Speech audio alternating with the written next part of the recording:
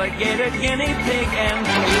I would converse in polar bear and python, and I would curse in fluent kangaroo.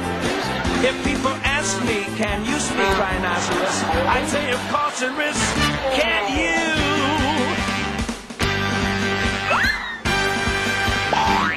If I conferred with our fellow friends, a man to animal, think of the amazing repartee.